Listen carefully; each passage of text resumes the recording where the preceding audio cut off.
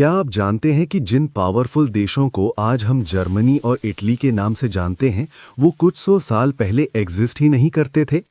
Hello दोस्तों, स्वागत है आपका अंश सिंप्लीफायर में।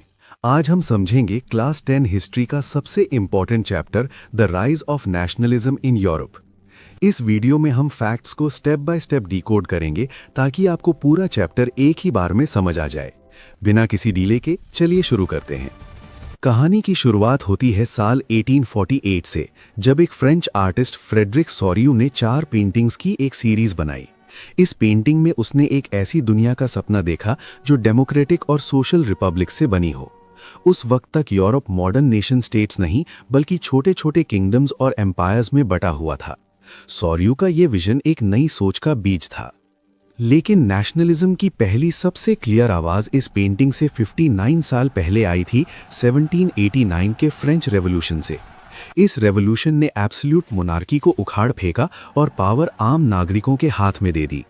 लोगों में एकजुटता लाने के लिए नए आइडियाज इंट्रोड्यूस किए गए, ला पत्री और ले सितवाइन। एक नया ट्राई कलर फ्लैग लाया गया और नेशनल असेंबली फॉर्म हुई। फिर एंट्री होती है नेपोलियन की।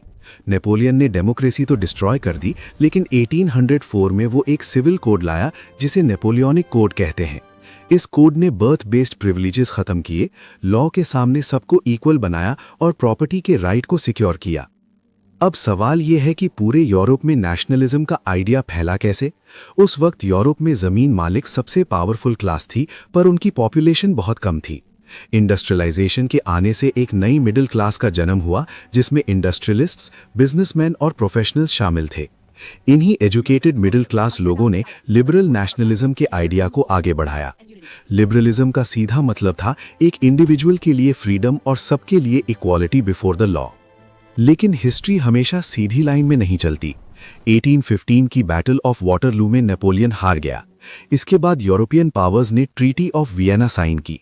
इस ट्रीटी का मेन गोल था उन सभी चेंजेस को अंडू करना जो नेपोलियन लाया था और कंजर्वेटिव रेजिम्स यानी पुरानी मोनार्की को वापस लाना। फ्रांस में बर्बन डायनेस्टी को वापस पावर दे दी गई। इन नई कंजर्वेटिव गवर्नमेंट्स के ऑपरेशन से बचने के लिए यूरोप में सीक्रेट सोसाइटीज बनने लगी। इनमें सबसे बड़ा नाम था जुसेपे मजीनी का। वो एक इटालियन रेवोल्यूशनरी थे जिन्होंने यंग इटली और यंग यूरोप नाम की सीक्रेट सोसाइटीज बनाई। मजीनी का मानना था कि गॉड चाहते हैं कि नेशंस ही मैनकाइंड की नेचुरल यूनिट्स हों। 1830 से 1848 का टाइम यूरोप में रेवोल्यूशन से भरा था। एक तरफ इकोनॉमी गिर रही थी, फसल बर्बाद हो चुकी थी और लोग भूख से मर रहे थे, जिसके कारण पेरिस में रिवोल्ट हुआ। वहीं दूसरी तरफ ग्रीस ने ऑटोमन एम्पायर से अपनी आज़ादी के लिए स्ट्रगल शुरू किया। 1832 की ट्रीटी ऑफ कॉन्स्टेंटिनोपल ने ग्रीस को एक इंडिपेंडेंट नेशन डिक्लेयर कर दिया। इस दौरान रोमांटिसिज्म नाम के कल्चरल मूवमेंट ने भी इंपॉर्टेंट रोल प्ले किया। आर्ट, पोएट्री और स्टोरीज के थ्रू लोगों में नेशनल फीलिंग्स जगाई गई। अब हम आते हैं चैप्टर के सबसे इंपॉर्टेंट हिस्से पर, जर्मनी और इटली का यूनिफिकेशन कैसे हुआ। 1848 के बाद यूरोप की पॉलिटिक्स बदली।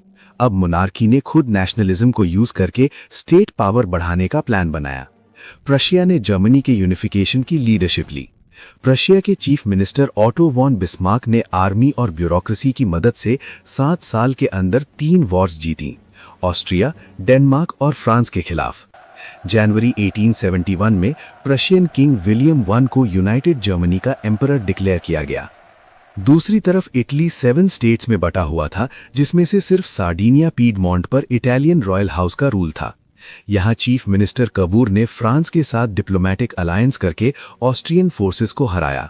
उसके बाद जुसेपे गारिबाल्डी और उनके आर्म्ड वॉलंटियर्स ने साउथ इटली में मार्च किया और स्पेनिश रूलर्स को बाहर निकाल दिया।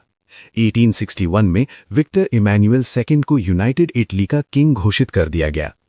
इस वक्त एक नई प्रैक्टिस शुरू हुई। नेशंस को एक इंसान, खासकर एक फीमेल फिगर की तरह दिखाया गया, जिसे एलेगोरी कहते हैं। फ्रांस की एलेगोरी का नाम रखा गया मैरिएन और जर्मनी की एलेगोरी बनी जर्मेनिया। पर चैप्टर का एंड एक वार्निंग के साथ होता है। 1871 के बाद नेशनलिज्म इंपीरियलिज्म में बदल गया। यूरोप का सबसे एक्सप्लोसिव एरिया बन गया द बाल्कन्स। यहाँ अलग अलग एथनिक ग्रुप्स थे और ऑटोमन एम्पायर वीक हो रहा था। हर बड़ी यूरोपियन पावर जैसे रशिया, जर्मनी, इंग्लैंड इस एरिया में अपना कंट्रोल चाहती थी। इस पावर स्ट्रगल का नतीजा बहुत भयानक था।